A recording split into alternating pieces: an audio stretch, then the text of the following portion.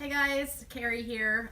So winter is coming and some things around the barn are changing because of the cold weather, and I just wanted to review some of those things for you in a hopefully not too long of a video.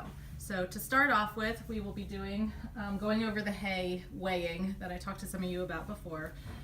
To see how much hay, how many pounds of hay you should be giving the horses, it will be on your daily news listed here. And you'll be able to see that it will change, so always check how much hay you should be weighing.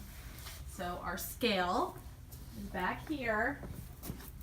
Please make sure that you're looking at the black numbers, not the red numbers when you are weighing. The red is kilograms, the black is pounds, so we want to make sure you're looking at the black numbers. When you are weighing hay to put in mangers, you'll be using one of the buckets. Now do remember that buckets themselves weigh about 5 pounds on their own. So when you put hay in it, you're going to have to subtract the 5 pounds that the bucket already weighs to get an accurate measure.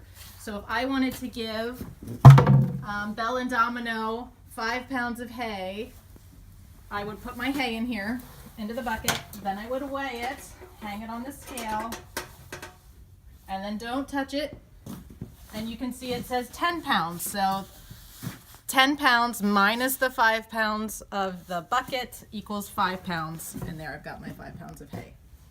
Okay, this is, you don't have to be extremely accurate. If it is like 11 pounds, don't feel like you have to be taking out handfuls of hay.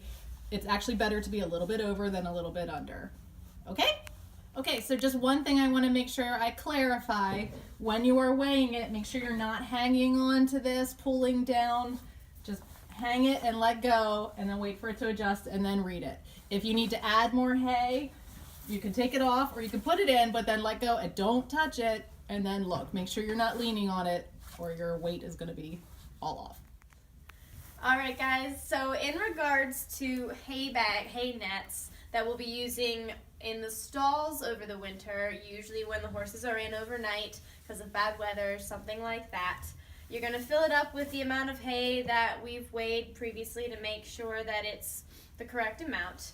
And then just so that we have an easy way, unified way of hanging these in the stalls, so we're no longer wrapping them around bars, putting knots in them, making them difficult for other people to take off later, I'm going to show you one way that's going to work really well. So what we're going to do to finish off the bag after it's filled is make our slip knot. So you're going to kind of go as if you're making a knot to the edge of the bag, and then just kind of making yourself a loop instead of going all the way through. And what I like to do is take our double-sided clip here. I'm going to grab my bag, gather some section of it so that it's not going to come undone for me.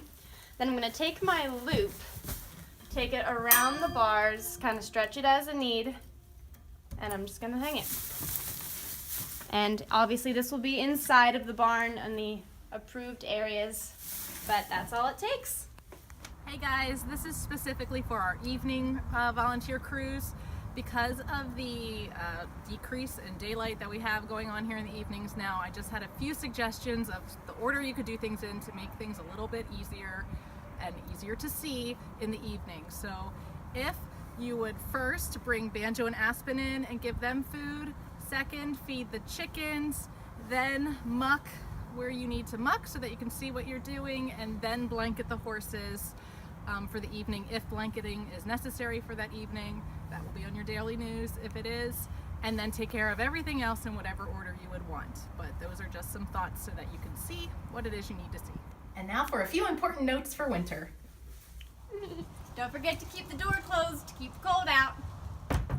So because we're filling the mash bucket water at the cross tie area now, for your convenience, you can now store the buckets right across from Banjo or Aspen's stall. Make sure the cats are in the barn before you close the doors and leave at night. So don't forget to put Ned and the chicken water in the barn at night so they don't freeze. Make sure you're brushing horses before putting blankets on them at night if it's been noted on the board to blanket any specific